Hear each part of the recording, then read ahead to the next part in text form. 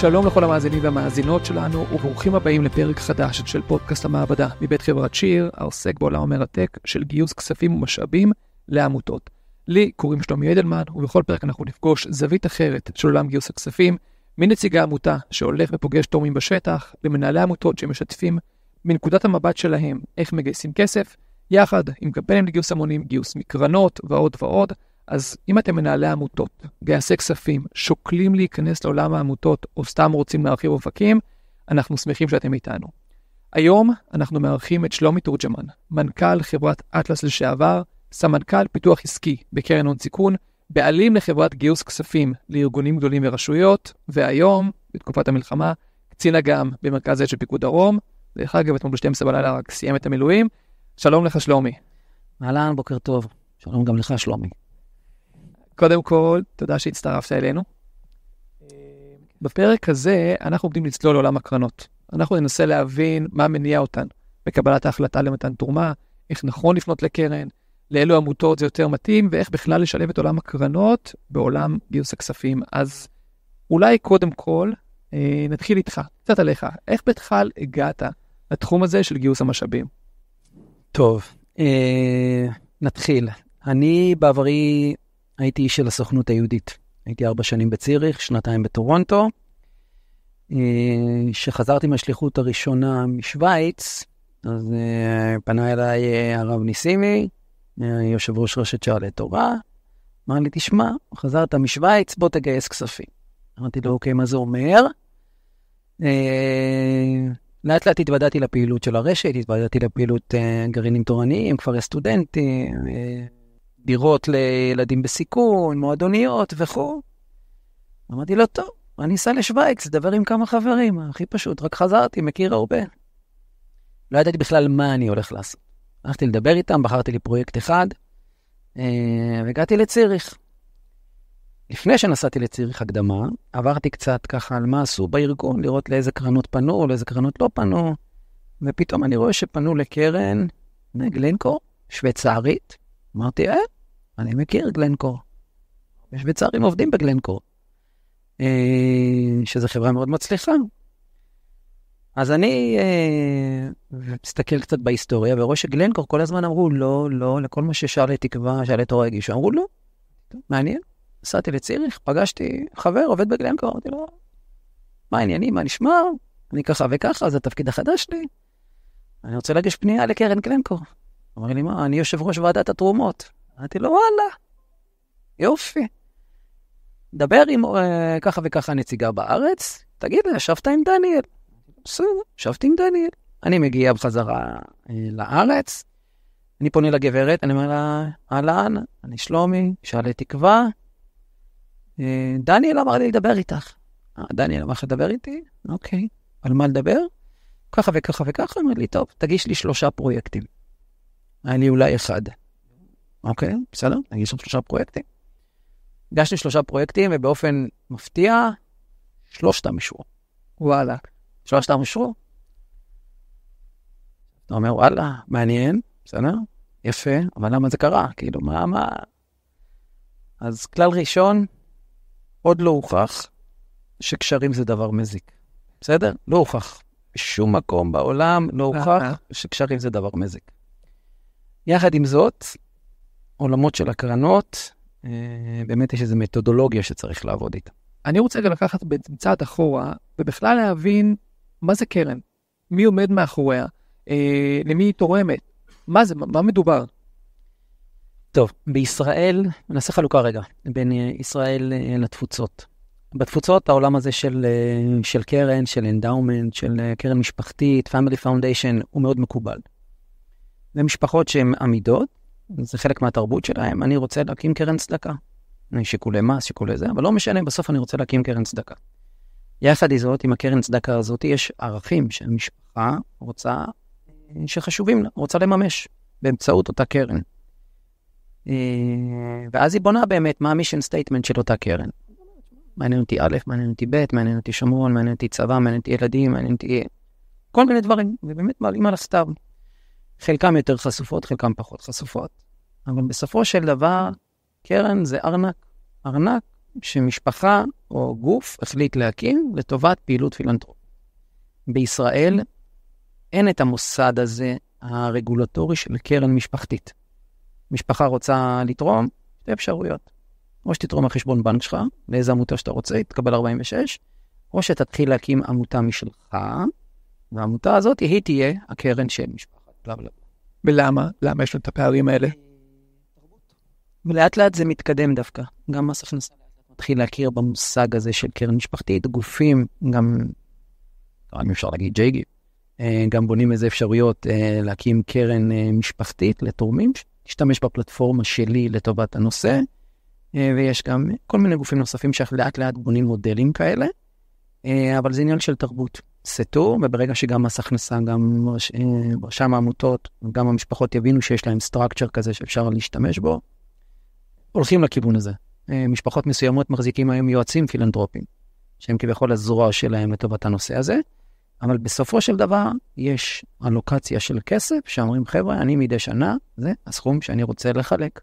עכשיו, למי? אז בעצם אנחנו הבנו מה זה קרן, בעניין של השמירה על הכסף עם המטרות, מי בעצם הקים אותה, כשככה בסדרי גודל, להבין פחות או יותר כמה קרנות היום פעילות בישראל, בוא נגיד מהארץ ומהעולם, שהם כאן. טוב, אני אתן לך קצת סטטיסטיקה שתבין באיזה מגרש אנחנו משחקים. בסדר? מדהים. בישראל, באופן כללי, סך התרומות בשנה נעמדות באזור ה-13-14 מיליארד שקל. קצת פחות מ-50% זה תרומות מחו"ל, קצת יותר מ-50% זה תרומות מישראל. הפרדיגמה הזאת השתנתה בשנים האחרונות, פעם רוב התרומות היו מחו"ל, היום זה לאט משתנה. בדיוק, באתי לעצור הנקודה הזאת, כי באמת אנשים עוד מרגישים וחושבים, הכסף הגדול נמצא שם, חברים, יש המון המון כסף כאן בארץ. כמות המיליונרים והמיליארדרים שיש בישראל היא עצומה, אבל עדיין התרבות של הנתינה היא קצת שונה. בסדר? זאת אומרת, אבל זה, אני מאמין שזה משהו שלאט לאט הולך וישתפר. גם זה שהמדינה לאט לאט נותנת הכרה והוקרה לתורמים, כמו תסתכל לסילבן אדמס קיבל את פרס ישראל וכו' וכו', בסדר? זה לאט לאט מחלחל וזה דבר נהדר, אז אני מאמין שגם בישראל התופעה הזאת תלך ותגדל, אבל בישראל היום אולי פועלות 100 וקצת. לא יותר מדי. שאלו קרנות ישראליות. כן, ישראליות, משפחות ישראליות, יש להם או עמותה או איזה חשבון, זה התפקיד שלו, לתת תרומות, באופן רשמי. כמובן הרבה יותר ישראלים תורמים, אבל כסטרקצ'ר, שאתה פונה לגוף. שנקרא קרן, אז זה המספר, כשבעצם בארצות הברית או בכלל בחו"ל, באמת המושג, כמו שאמרת, של קרן הוא טיפה יותר נזיל, כי גם תורם פרטי יכול בעצם להגיד, אני מקים קרן בשביל שיקולי מס, תעלות כאלה או אחרות, ואז אנחנו מדברים על מספרים הרבה יותר גדולים, כי הסגנון הוא באמת הרבה יותר רחב. בארצות הברית, לדוגמה, יש קרוב ל-300 ומשהו אלף קרנות. בסדר? בישראל אנחנו במאות בודדות, שזה מצחיק, אבל עדיין זה נישה שלארגון, לעמותה, אסור לדלג מעליו. אוקיי, וזה בדיוק אולי מביא אותנו שאלה נוספת, ואז אנחנו ממש נקפוץ פנימה, בעצם, למה? מה בעצם שונה אולי משמעותית בקרן מול תורם פרטי? אנחנו מדברים על גיוס משאבים עכשיו לעמותות וכולי, מה ההבדל? אני אגיד כמה דברים באופן כללי לגבי גיוס, ואז אני אענה לך גם על השאלה, בסדר? אני לא בורח. מבחינתי גייס, זה בן אדם שפוגש תורם. בן אדם שפונה לקרן, מאחורי מקלדת, זה אחלה, זה חשוב, אבל זה גרנט רייט, זה בקשות. היכולת שלך לגייס כספים גדולים באמצעות מקלדת, מוגבלת. יש גבול מסוים. היכולת שלך לגייס כספים מול בן אדם שאתה פוגש אותו, בלתי מוגבלת, כי אתה בונה פה קשרים. יחד עם זאת, בסופו של דבר, יש כלי שנקרא קרנות. אנחנו רואים בדוחות הכספיים שלהם שתורמים המון כסף. זאת אומרת, יש פה כסף. זה יכול להיות גם כסף גדול לחלק מהקרנות. אוקיי? אבל צריך לדעת איך לעבוד עם קרנות. זה שונה. אם עם תורם פרטי אני עובד יותר עם רגש, קרן, יש מערכת, יש מנגנון, יש תבנית, יש ערכים, יש קודים מסוימים, יש נוסחים, יש אלף ואחד דברים שאתה צריך לעמוד בהם, על מנת שבאמת אתה תפגע בול, ותצליח באמת לקבל. קרן יכולה לקבל מאות פניות ביום. בסדר? בסוף צריכה לסנן. אתה מתמודד מול המון. אתה פוגש תורם פרטי, כמה כבר יפגשו אותם. כן, כן. אוקיי, אז בעצם הפרופיל של קרן מראש הוא הרבה יותר גבוה כנראה, שוב, בהשוואה לתורמים הסטנדרטיים, ואז בעצם זה מראש כבר מגביר, מבחינת סטטיסטית גם את מספר הפניות, ואז כל התהליך שלהם נעשה הרבה יותר, אולי כל לו בירוקרטי, ביחס לתורם הפרטי, כשגם הפעולה מולו, כמו שאתה אומר, התורם הפרטי, זה יהיה הרגש, זה החיבור, וגם קרנות, או שנגיע גם בזה, אבל זה קצת אחרת. אני אגיד לך משהו גם לגבי קרנות. בסופו של דבר, גם את הקרנות, את רובם, בסדר? יש להם נציגים, יש אנשים. תפגוש שם מישהו, נציג של המשפחה, או מישהו במשפחה, בסדר? אני לא מדבר על אלה שהם רק אונליין. אל דבר איתנו, תשלח, תתאים, יופי, בסדר? עמותות חייבות לקרוא לפני שהן פונות. קרנות מקבלות מאות, שמרביתם ג'אנק. כן? למה? מה לעשות? אני קרן שתורמת רק לניצולי שואה. למה לא קראת? שאני מטפלת רק בניצולי שואה. למה אתה שולח לי פרויקט לילדים? למה אתה שולח לי פרויקט? מעולה, אז על הזמן שלי, על הזמן של כולם. אתה גם הורס לאחרים. וכאילו לפעמים יש איזו תפיסה כזו של ארגונים, ולפעמים קטנים. יופי, שמעתי שהמשפחה הזאת מחלקת כסף, נשלח לה מכתב. הלו, מה? קצת מודיעין. מודיעין זה דבר טוב, לא רק בצבא, לא רק מודיעין עסקי, גם מודיעין פילנטרופי. מאוד מאוד חשוב. מעולה. אז זה בדיוק מה שמוביל אותנו בעצם לשאלה הבאה של, אוקיי, עכשיו אני עמותה. הבנתי עכשיו מה זה מושג של קרן, הבנתי איך היא עובדת, הבנתי שיש גם כמה קרנות פעילות, ואפילו עשיתי את השיעורי בית, והתחלתי לחפש עכשיו, אז באמת, מה אני צריך לעשות? מה הצעדים הראשונים שעכשיו עמותה או ארגון צריכים בעצם לנקוט כשהם מתחילים לחפש מימון מקרנות? קודם כל, עמותה צריכה להגדיר מה הפרויקטים שלה, שבאמת חשובים לה. לא להתחיל להמציא פרויקטים לפי הקרן. שמעת שקרן מחלקת לגיל הרך, בוא נעשה פרויקט לגיל הרך, זה לא ב-DNA שלך. לא ב-DNA שלך, של הארגון, דלג. למה? כי בסוף הקרן זה גוף יותר מקצועי. היא תבוא, היא תבחן, היא תראה מה ההיסטוריה, מה הטרק רקורד שלך. יש לך ניסיון, אין לך ניסיון, העובדים שלך מנוסים בתחום הזה, לא מנוסים בתחום הזה. כל הכבוד שאתה רוצה לעשות משהו בפעילות הזו. מה אתה מבין בתחום הזה? אתה מבין מי השחקנים האחרים, אתה מבין מה קורה בעיר שלך. הקרן יכולה לבוא ולספר לך על כל מי שבתחום הזה, כי זה ההתמחות שלה. אז אם זה לא ההתמחות שלך, היא מריחה אותך מקילומטרים, גם לפי המכתב, אתה מבין, אתה לא מבין בתחום הזה. אז לא להמציא פרויקטים בגלל ששמעתם שקרן מחלקת עכשיו משהו בתחום שהוא לא שלכם. הקמתם את העמותה למטרה מסוימת. יש לכם איזה מישן סטייטמנט, סבבה. אז בטוח שיש גם קרנות למישן סטייטמנט. בסדר? זה קודם כל. דבר שני, תנסו להבין עם הדוחות הכספיים או עם חברים, קולגות שיש לכם, מה הגבולות גזרה של אותו קרן. מה הכוונה גבולות גזרה? גבולות גזרה מבחינת היכולת לתרום. הם תורמים חד פעמים, הם תורמים ל3 שנים. בסדר? הם תורמים עד עשרות אלפי שקלים בשנה, מאות אלפי שקלים בשנה או מיליונים. בסדר? ואתה תהיה חייב להתאים את מה שבאמת אתה עושה ואתה מבין בו, לערכים של הקרן ולגבולות גזרה, כי גם מי שמקבל את הקרן, אני רוצה עכשיו להקים היכל תרבות, אנחנו נמצאים פה, היכל תרבות, ואני צריך 2 מיליון שקלים. מדהים, כל הכבוד, אני מאוד אוהב לעזור לתרבות, אבל אני עוזר רק לפעילות. לא שייך פה השיפוץ, איבד את הזמן, תציע לי משהו אחר. מעולה, מעולה. ואני גם אוסיף על זה עוד נקודה, שלפעמים באמת ארגונים באים ואומרים, שוב, כמו שאתה אומר, הקרן תורמת לכאלה וכאלה, אז בואו נקים פעילות כזו. אבל באמת אתם בעצם מייצרים לעצמכם לא עוד הכנסות, אלא גם עוד תוצאות עכשיו. אתם פותחים פרויקט חדש, פתאום התקציבים שלכם עכשיו עולים, ואז במקום לחסות את מה שאתם קיוויתם לחסות, אתם צריכים להתחיל לחסות פרויקטים שאפילו תכננתם להקים. ככה עוד באמת נקודה על מה שאתה אומר. לגמרי, צודק. ומפה, אז הבנתי, אוקיי, אני צריך להבין מה ג', מה הגבולות גזרה, מי העמותה מי הקרן שבעצם פעילה בתחומים שלי, אבל איך אני יכול לדעת בעצם?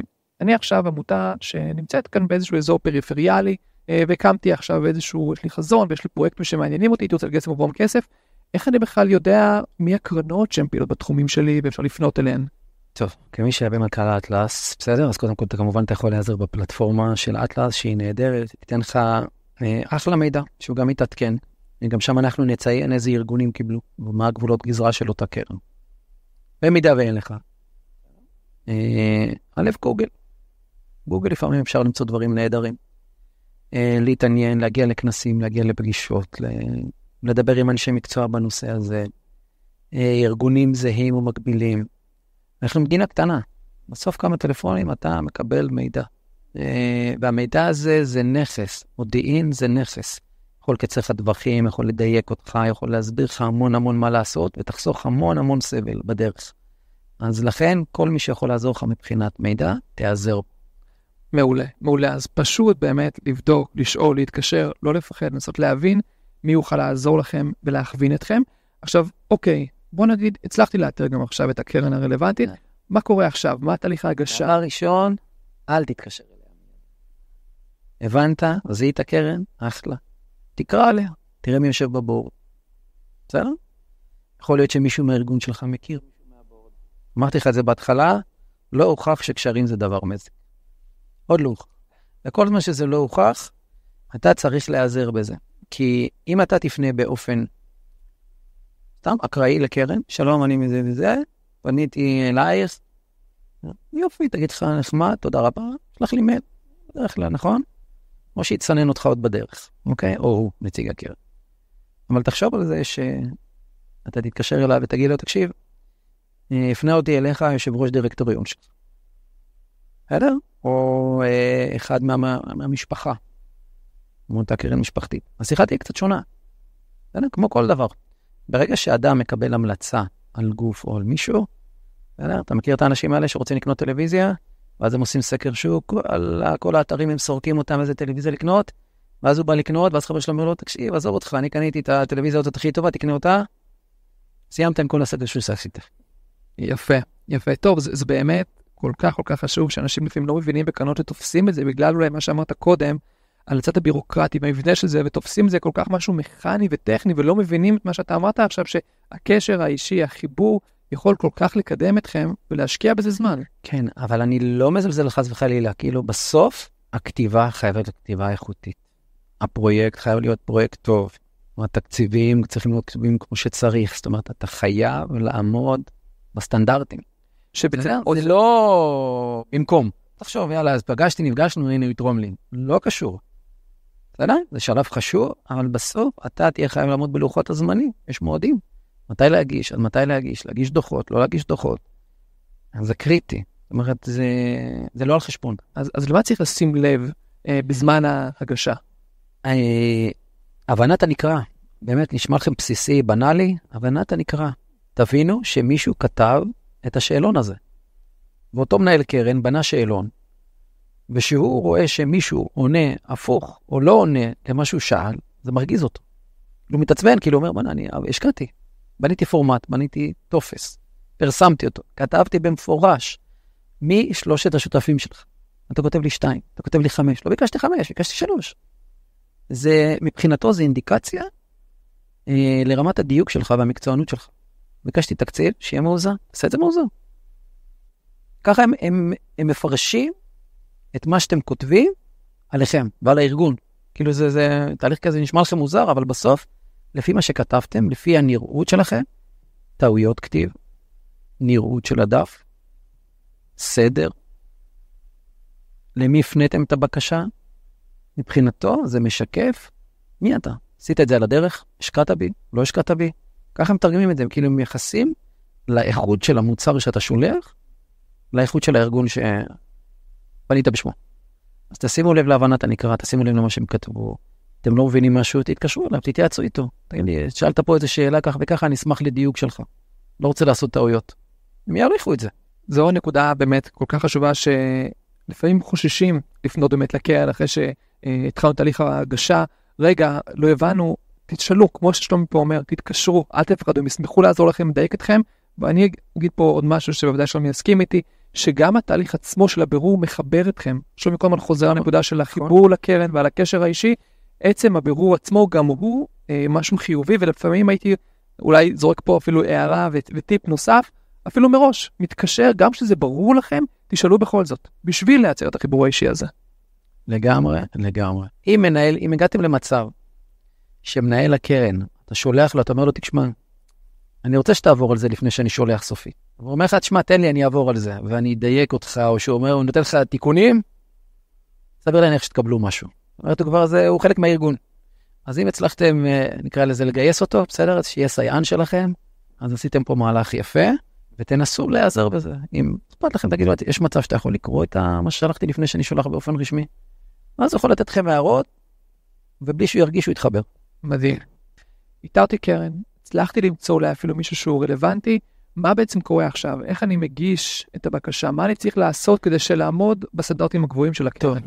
אז כמו שאמרתי, אני דוגל בגישה בסופו של דבר, שאם אדם רוצה להיות גייס כספים, אז קודם כל הוא צריך לדבר, להיפגש עם האנשים. אז יהיו כאלה שיגידו, עזוב, אני לא אתקשר אליו, אני לא אפריע אליו, בוא נשלח לו מכתב. סטטיסטית, הסיכוי ירד דרמטי. בסדר? שאתה מדבר עם מישהו, היית נעים לו בשיחה, ברת לנו בחצי דקה, 2 משפטים מה אתה רוצה. בסדר? אנשים קצרים, אין להם זמן לקרוא הרבה. גם אין להם זמן לשמוע, אין מה לעשות, אנחנו רואים איך אנחנו עובדים כולנו בוואטסאפים. ואז במייל שאתה כותב לו בהמשך לשיחתנו או משהו, זה קצת אחרת מאשר קיבלתי עוד אימייל למיילבוקס, בסדר? אז אני ממליץ קודם כל להתקשר.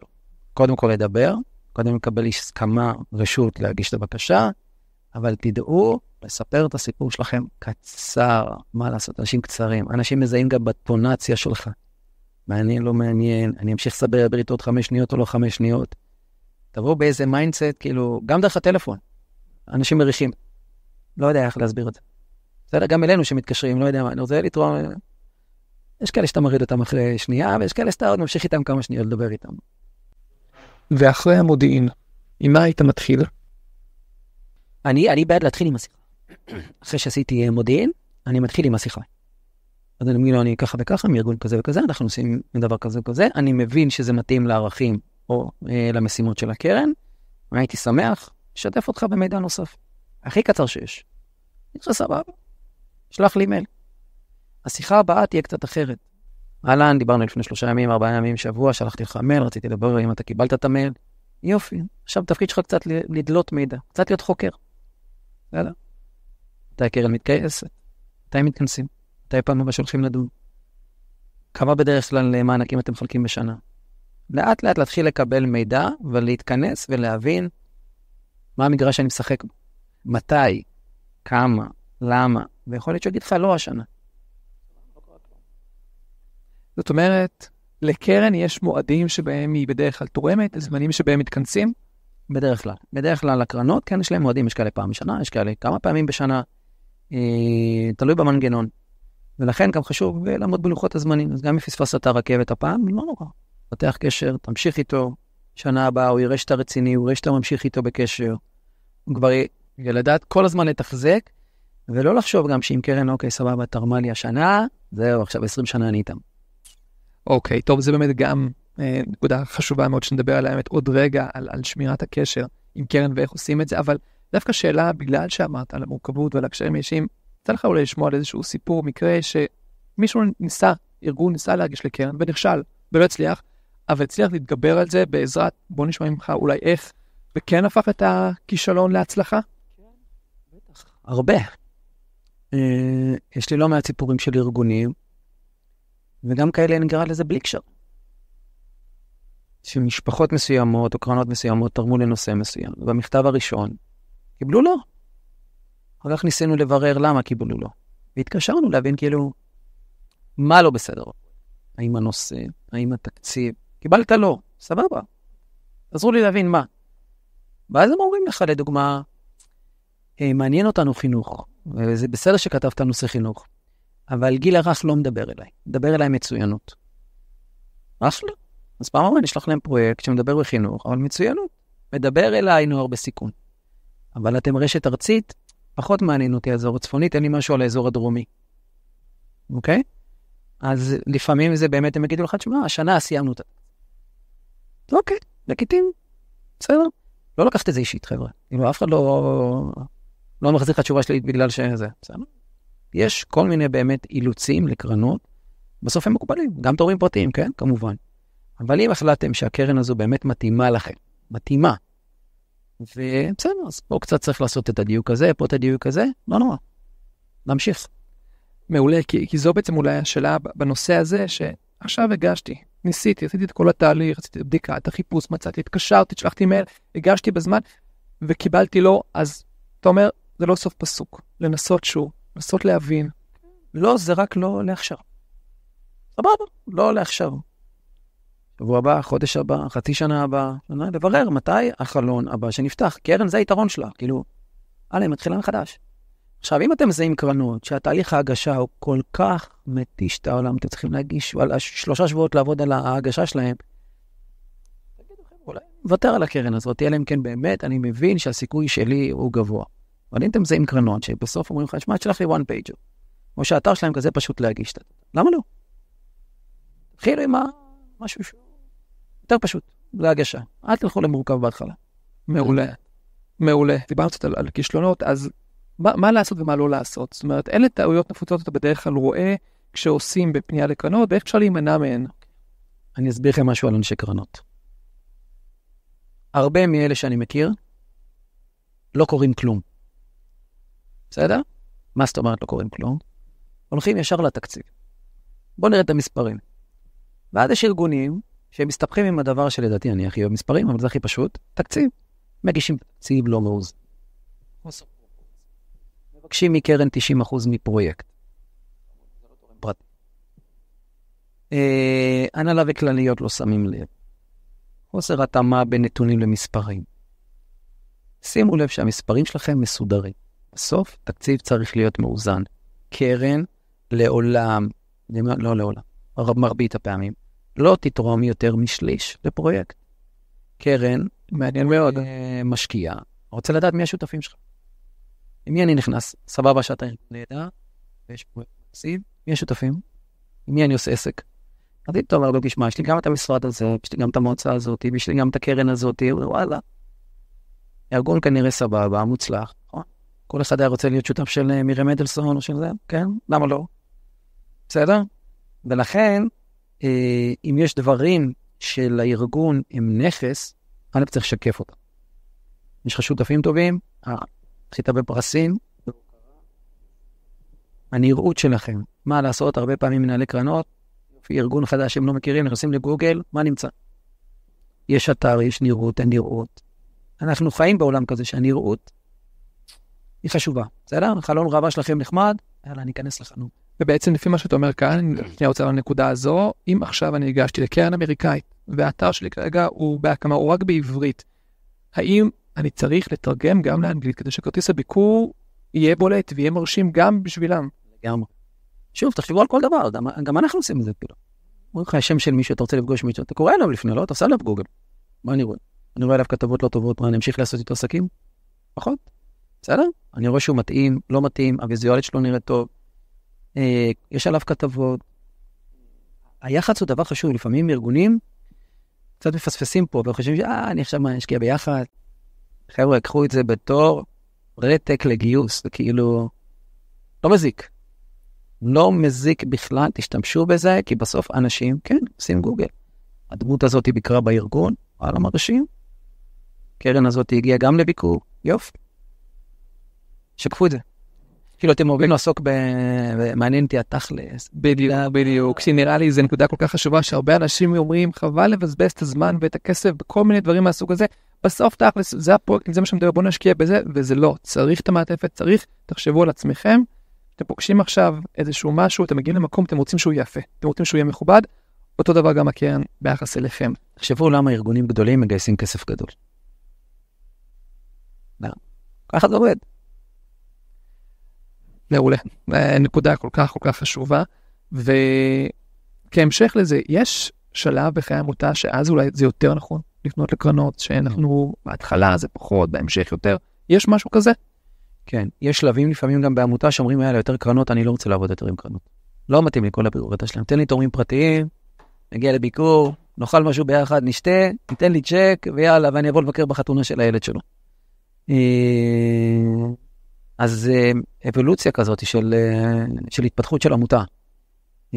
בסוף שהעמותה גדלה, אז יהיה לה מחלקה של גיוס משאבים, ויהיה לה מישהו שיהיה אחראי על אחריות תאגידית ועסקים, וזה ההתמחות שלו, וזה התמחות, וזה נישה, ויהיה מישהו שיתמחה לקרנות, ואז אם רוצים לרדת לתתי התמחויות, אז קרנות בארצות הברית, וקרנות באנגליה, וקרנות בשוויץ, וקרנות סבבה, וכמובן תורמים פרטיים, אבל זה לא מתאים לעמותות בתחילת הדרך.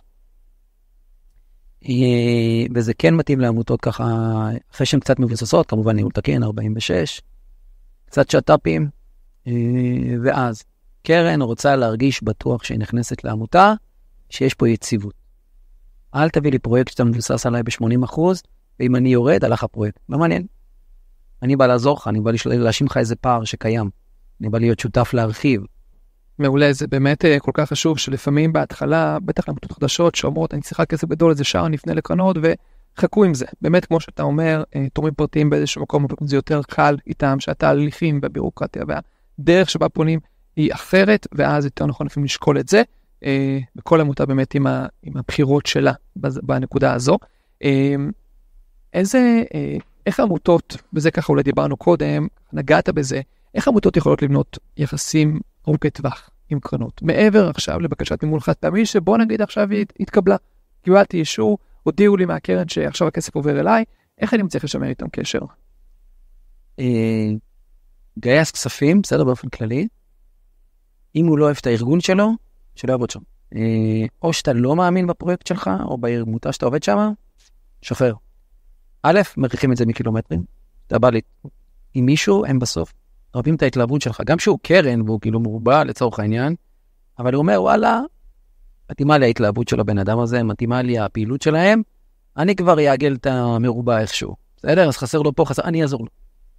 אוקיי? כי אם נציג קרן רוצה לעזור, הוא יכול לשים את הבקשה שלך הראשונה ולא עשירית, הוא יכול לתת המלצה כי הוא פגש אותך והוא ראה מעבר למה שכתוב.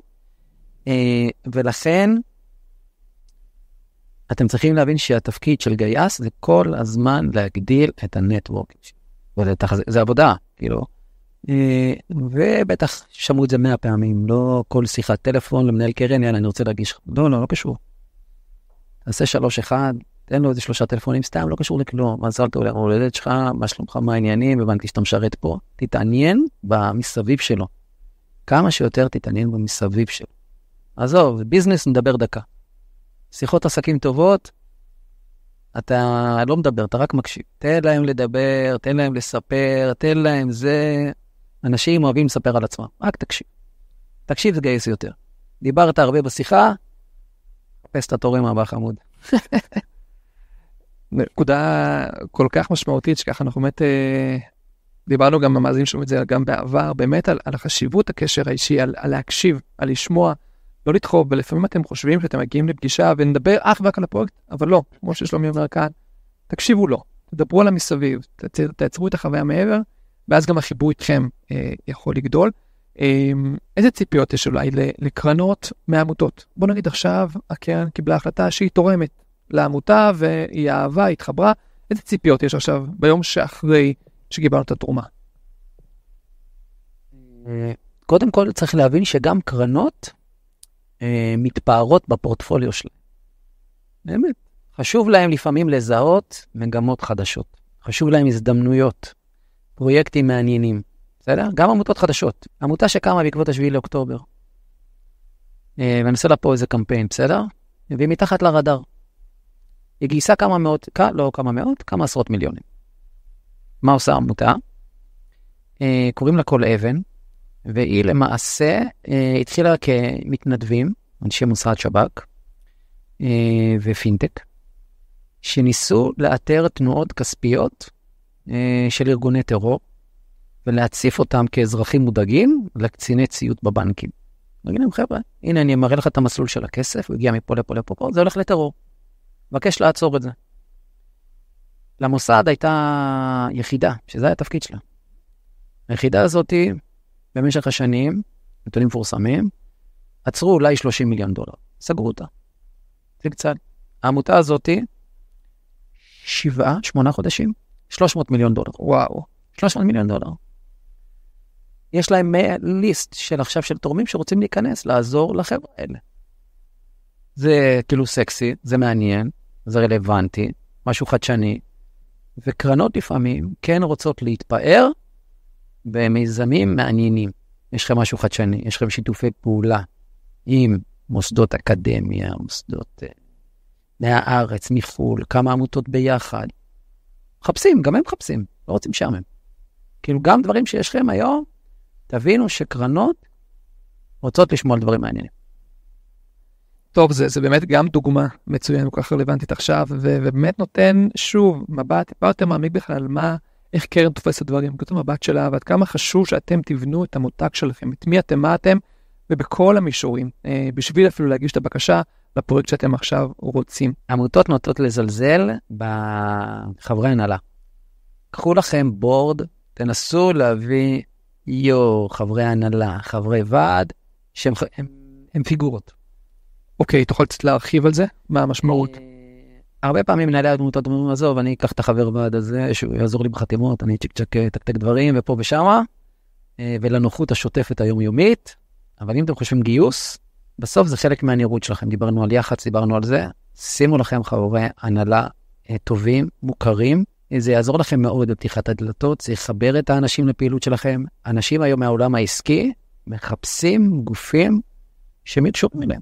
אנשים מציגים היום, כל איש עסקים, הוא יגיד לך, אני חבר הנהלה בארגון X.